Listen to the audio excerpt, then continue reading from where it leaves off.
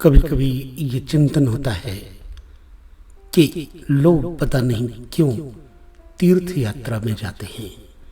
न जाने क्यों लोग यज्ञ करते हैं और मंदिर में जाकर के बहुत सा चढ़ावा भी चढ़ाते हैं, किंतु कभी कभी मैं विचलित हो जाता हूँ ये देख करके कि 5-5 बच्चों के माँ बाप उन 5-5 बच्चों की देखभाल करते रहते हैं और 5-5 बच्चों की देखभाल करने वाले, पालन पोषण करने वाले माता पिता को 5-5 बच्चे नजरअंदाज कर रहे हैं।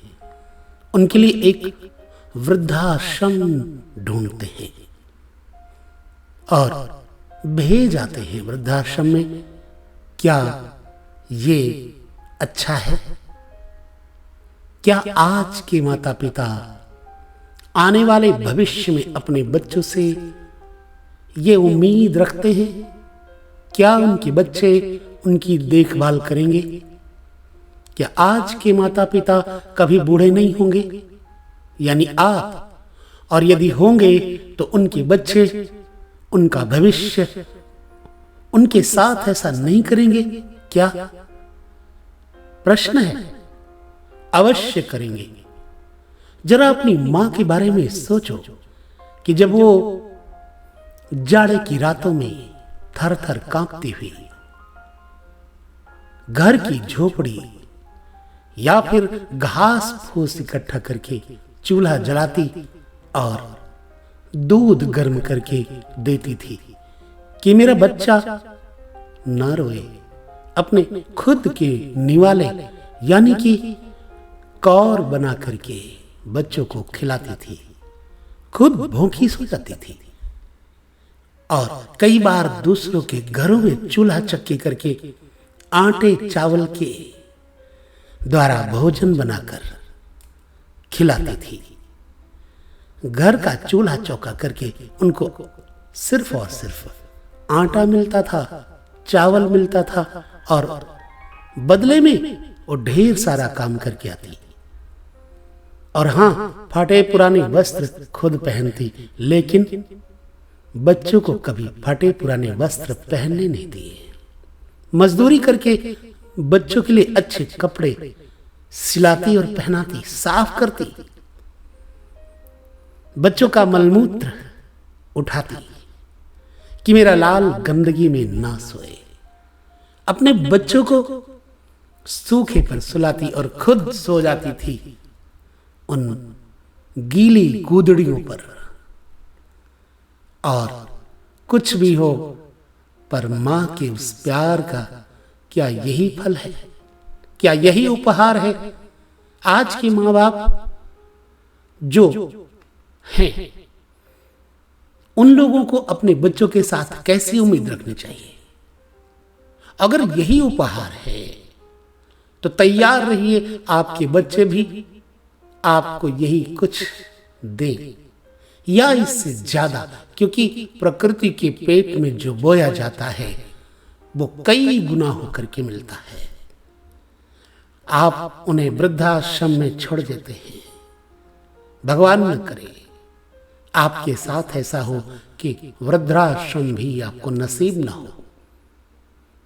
मेहनत मजबूरी और मजदूरी करके बाहर से देश प्रदेश में वो पिता जिसने अपने तन पर फटा कुर्ता और फटे जूते कई बार मिला और कई बार नंगे पैर रह करके पैसे बचाए और हमारी उच्च शिक्षा के लिए अच्छे कपड़े, अच्छा रहन सहन देने का प्रयत्न किया, सड़कों पर सोए, कई बार रिक्शा चलाया, 18 घंटे मेहनत करके अपने बच्चों के सुनहरे भविष्य के सपने देखे। आज उन्हीं के बच्चे अपने माँ बाप के उन सपनों को वृद्धाश्रम में रख करके चकनाचूर नहीं कर रहे क्या? याद रखिए, अगर आप भारत माँ के लाल हैं, आपने धर्म की मर्यादा का पालन नहीं किया तो आप भारत माँ के लाल कैसे कहलाएंगे? माँ बाप का पालन करिए, नहीं तो तैयार रहिए स्वयं भी परिणाम भोगने के लिए।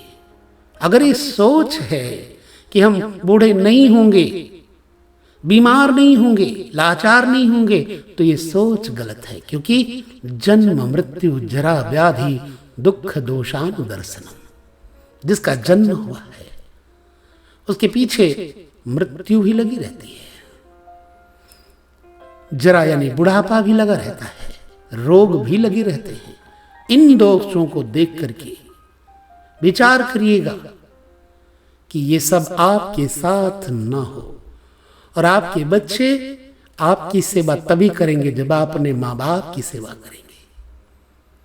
तो सबके साथ हो, हर कोई संसार छोड़ करके जाता है और यहां रहना किसी को नहीं है। ऐसी अवस्था में जब सबको जाना है तो क्यों अपने माँ बाप के साथ इस प्रकार का व्यवहार करते हैं। मेरा निवेदन है कि माता पिता के साथ सेवा भाव की सोच रखिए। वृद्धाश्रम जैसी सोच मन में रखने की बात ही त्याग दें।